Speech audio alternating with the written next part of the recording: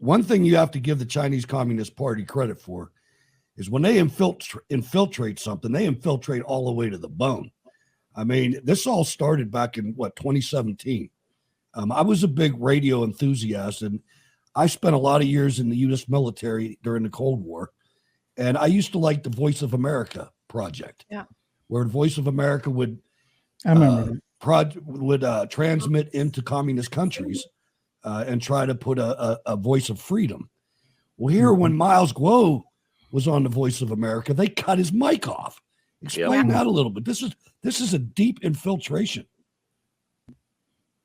Yeah, and it's all about the money and business ties within communist China, because the head of the Voice of America, Amanda Bennett, her husband, John Graham, who happens to be the chairman and CEO of Washington Post, and she happens to have a big business called Kaplan International, relying on CCP's special approval or support in communist China. So all it takes is for CCP to place a phone call to the head of any institution in this country to shut down all the dissidents' voice. And this is why the SEC shut down the Chinese dissidents GTV platform, because GTV is a great investment opportunity for all the Chinese dissidents to form our own platform. It's just like you have your Win to Pray show. We want to have our own platform so that our voice will not be censored by the big tech in Silicon Valley and by Twitter, by Facebook, and by Google. And SEC, they took the order from the CCP and they shut us down.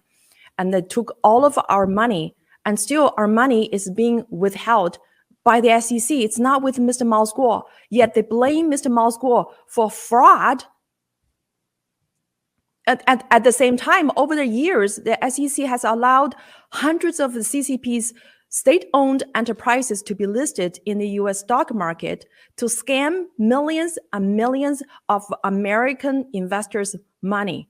And when the CCP's, stock market collapse, it's leaving the American investors like holding a bunch of worthless stocks in their 401k or public pension fund. I mean, that's what SEC has been doing the whole time.